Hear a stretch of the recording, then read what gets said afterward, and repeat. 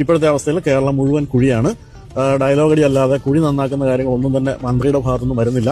കുഴിയുണ്ടെങ്കിൽ നിങ്ങൾ കോൺട്രാക്ടറെ വിളിക്കുമെന്നൊക്കെ എഴുതി വെച്ചിരുന്ന ബോർഡെല്ലാം ചിതൽ തിന്ന് തീർന്നു കഴിഞ്ഞിരിക്കുന്നു. എന്നാലും ഡയലോഗിന് യാതൊരു കുറവുമില്ല. നമ്മൾ അതിനെപ്പറ്റി സംസാരിച്ചാൽ നമ്മുടെ വായടപ്പിക്കാൻ വേണ്ടി എല്ലാ സൈബർ ഗുണ്ടകളും കൂടെ വരുന്നു എന്നല്ലാതെ യാതൊരു പ്രയോജനമില്ല.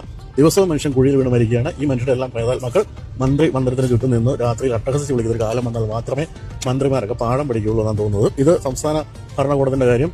കേന്ദ്ര ഭരണകൂടമാണെങ്കിലും ഇതിൽ യാതൊരു തരത്തിലുള്ള നടപടി എടുക്കുന്നില്ല.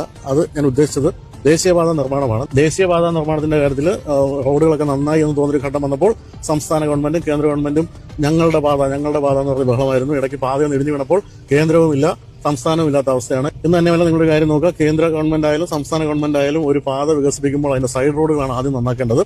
ഒന്നും വേണ്ട, കൊച്ചിയിൽ നിന്ന് ചേർത്തല വരെ നിങ്ങളൊന്ന് ഈ റോഡ് പണി നടക്കുന്നതിന്റെ സൈഡ് റോഡിൽ കൂടെ പോവുക.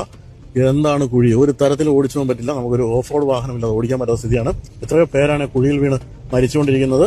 അപ്പോഴൊക്കെ കേന്ദ്ര സംസ്ഥാന ഗവൺമെന്റുകൾ മൗനം പാലിക്കുന്നു. അപ്പോൾ ആരുമില്ല, മരുമകനുമില്ല, മോദിയുമില്ല എന്ന് പറയുന്ന അവസ്ഥയാണ്. നമുക്ക് ആരുമില്ല. നമ്മൾ ഇവരുടെയൊക്കെ ആട്ടും തുപ്പിൽ കേട്ട് ജീവിക്കേണ്ട ജനതയായിട്ട് മാറിയിരിക്കുന്നു. കുഴിയിൽ വീണ് ചാകാനാണ് നമുക്ക് യോഗം. നമ്മൾ ഇത്തരം കാര്യങ്ങൾ വിമർശിച്ചാൽ കോൺഗ്രസിന്റെ ആയാലും CPM-ന്റെ ആയാലും BJP-യുടെ ആയാലും സൈബർ ഗുണ്ടകൾ വന്ന് നമ്മളെ പാലഭിഷേകം നടത്തി പോകുകയെന്നല്ലാതെ യാതൊരു പ്രയോജനമില്ല. അതുകൊണ്ടാണ് കേരളം അല്ലെങ്കിൽ ഇന്ത്യ വിട്ട് പഠിക്കാനൊക്കെ പോകുന്ന ഒരു കുട്ടികളും തിരിച്ചു വരാത്തത്. എല്ലാവരും എന്താണ് മാന്യമായ റോഡുകൾ, മാന്യമായ സംസ്കാരം എന്ന് മനസ്സിലാക്കുന്നതുകൊണ്ടാണ് തിരിച്ചു വരാത്തത് എന്ന് ഏതായാലും ഈ ഒരു അവസരത്തിൽ എനിക്ക് പറയാൻ പറ്റില്ല. നമുക്ക് വേറെ വേദികളില്ലല്ലോ.